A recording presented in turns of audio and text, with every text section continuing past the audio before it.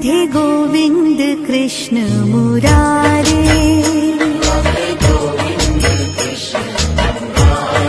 हाँ राधे गोविंद कृष्ण मुरारे,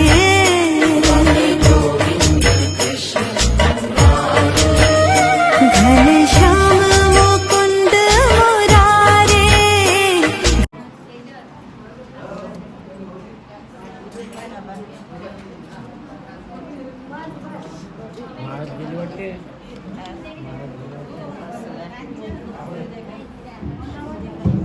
हॅलो, उपस्थित सहभागिकांना सूचना, सर्वांनी महाप्रसाद घेतल्याशिवाय कोणी जाऊ नका आणि आपल्या घरी पण प्रत्येकाने घेऊन जा.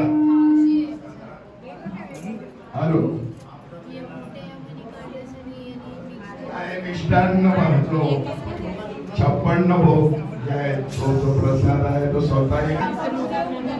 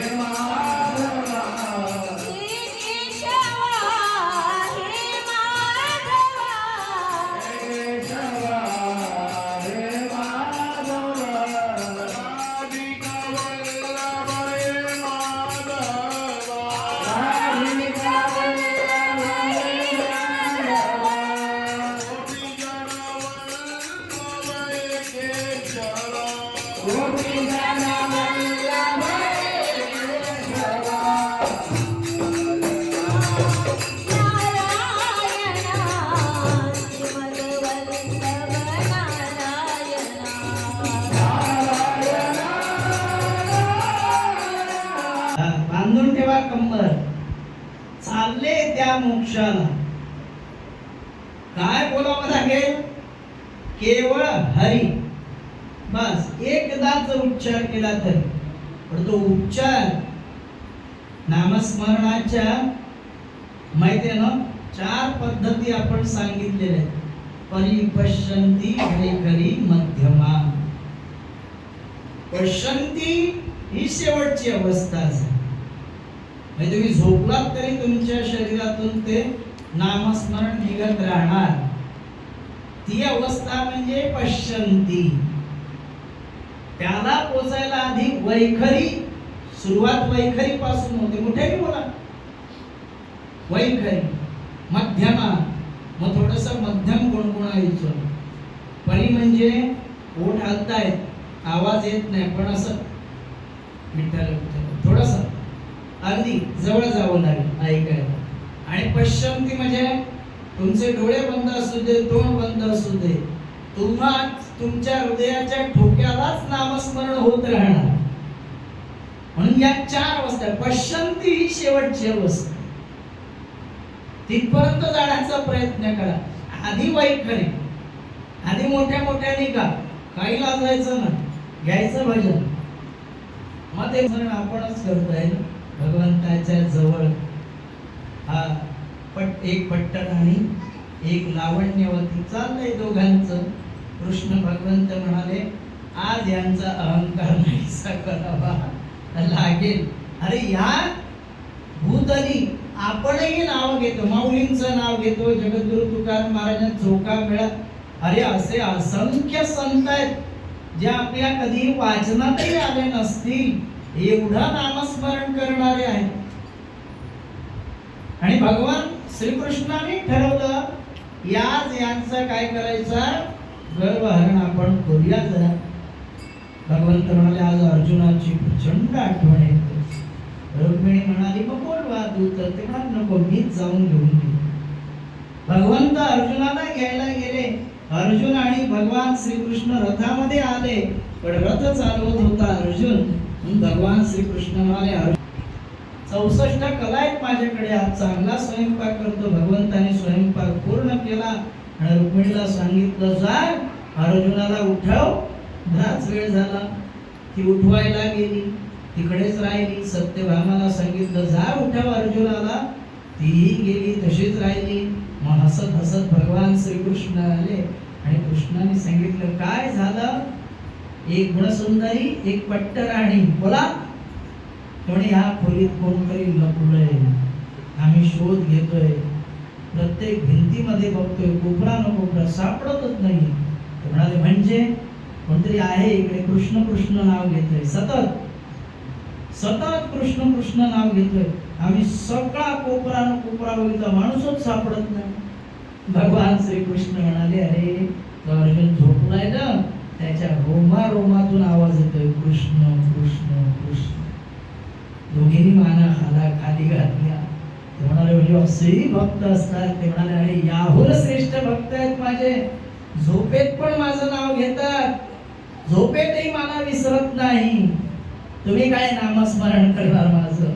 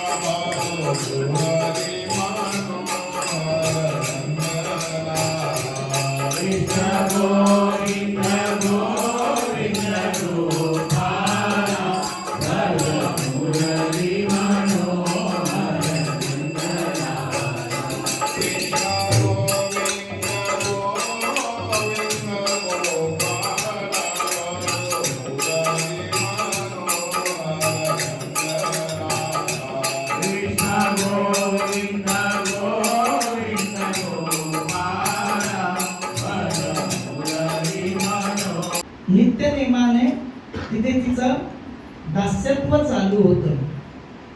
परी कर्मयोगाने काय झालं, तिला कुष्ठरोग झाला. गलित कुष्ठरोग असतो, रक्त आणि खूप गळतं, त्याप्रमाणे तिला कुष्ठरोग झाला. काही काहींची बोट झडतात कुष्ठरोगाने, बरोबर आहे? तसाच तिला कुष्ठरोग झाला. ती जी दासी होती ती म्हणाली की हे तापसी ब्राह्मणी, पुढे नरक यातना आहेतच असं वाटतं. ही त्राही आहे ना, की माझं रक्षण कर. तू ब्राह्मणी आहेस, तू उपास तापास करणारी आहेस, तर तुझ्या आतापर्यंतच्या केल्याच्या उपवास केले ना, त्याचं एका उपवासाचं पुण्य तरी मला दे, जेणेकरून पुढे नरक यातना तरी होणार नाहीत मला. आणि ती तापसी ब्राह्मणी देखील तेवढीच दयाळू होती, कृपावंत होती, की संकल्प करून तत्काळीत तिच्या हस्ती सोडले उदक.